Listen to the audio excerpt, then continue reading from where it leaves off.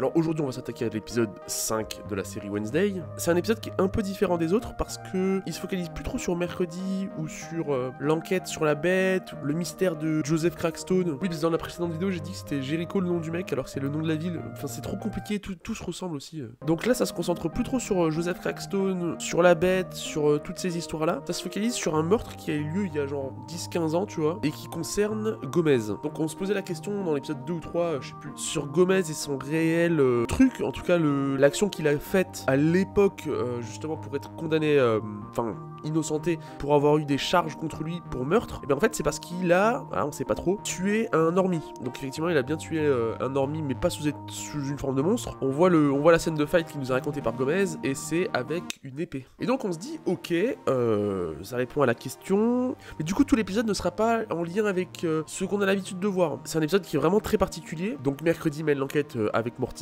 et elles se rendent compte toutes les deux que finalement le mec est pas mort du coup d'épée, il est mort d'un empoisonnement. Donc c'est cool, on arrive à innocenter Gomez et fin de l'histoire.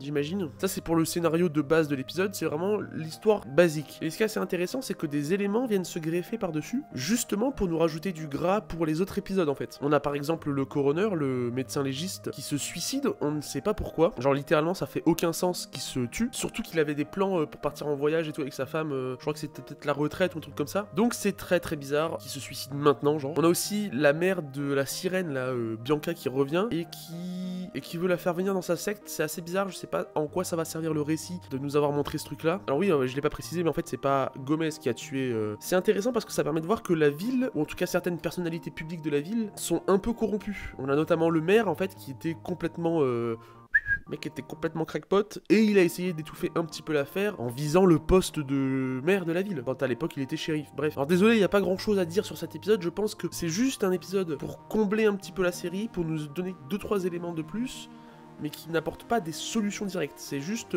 des petits indices, et pour l'instant ça ne me dit rien, donc j'ai pas grand chose à vous dire. Ce qui est par contre super intéressant, c'est que finalement la directrice de l'école, elle faisait tout ça pour protéger la réputation du truc. Donc effectivement apparemment Telekinetic Boy, il a commencé à devenir dingo, mais par contre ce qui est bizarre c'est qu'ils ont trouvé l'accord avec la directrice et ses parents, de dire ok c'est bon il est mort, c'est bon. Et de couvrir un peu l'affaire, ce qui est très très bizarre en vrai, parce que quand t'as un gosse qui meurt à cause de ses pouvoirs, t'as envie de sensibiliser les gens et dire genre attention, faites quand même attention à vos pouvoirs quoi, parce que ça peut vous rendre dingo et vous conduire à la mort. Donc c'est très étrange, et on finit l'épisode sur un gros cliffhanger où il y a des lettres de feu écrites dans l'herbe avec marqué le feu s'abattra sur vous. Donc selon moi je pense que ça y est, Jericho est enfin revenu parmi les vivants sous une forme ou sous une autre. Je pense qu'il l'était déjà dans l'épisode précédent et que c'était peut-être lui la personne qui a mis le feu à la tanière de la bête. Donc je pense qu'il est de retour et qu'il veut continuer sa mission de vengeance ou de what the fuck envers les marginaux. Je n'ai pas d'autre explication. À cette heure actuelle, je n'ai pas d'autre explication. C'est tout ce que j'avais à dire. Je vous donne rendez-vous demain pour l'épisode suivant. Mec, c'est incroyable, on va trop vite, genre. D'ici là, passez une très belle soirée et à demain.